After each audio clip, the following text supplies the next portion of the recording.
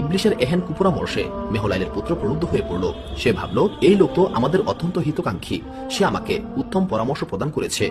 তখন সে বলল, ওহে সাধু মিয়া, আমি বা আমাদের দ্বারা তেমন কোনো মূর্তি বানানো সম্ভব হবে না, অনুগ্রহ করে আপনি মূর্তিটি বানিয়ে দিন।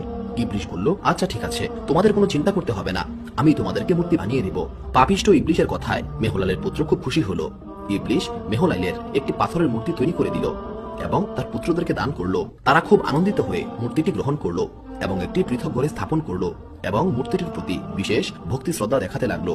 ক্রমেই তাদের দেখা দেখি এবং তাদের কর্তৃক উৎসাহিত হয়ে দেশ বিদেশ হতে আগত লোকেরাও উক্ত মূর্তির চরণে হাদিয়া প্রদান করে উহার চতুর্দিকে প্রদক্ষিণ করে বিভিন্ন কৌশলের আশ্রয় নিয়ে দেশ বিদেশে মেহলাইলের মূর্তি পূজার উপকার ও সার্থকতার কথা প্রচার করতে লাগলো। এইভাবে প্রচার করতে লাগলো যে যারা মূর্তি পূজা করবে মেহলাইল তাদের প্রতি খুশি হয়ে তাদের মুক্তি ও কল্যাণের জন্য মহান আল্লাহ তাআলার দরবারে সুপারিশ করবেন। তাছাড়া মেহলাইলের দোয়ার ফলে তাদের ধন সম্পদ ও জীবনযাত্রার সচ্ছলতা অত্যন্ত বৃদ্ধি পাবে।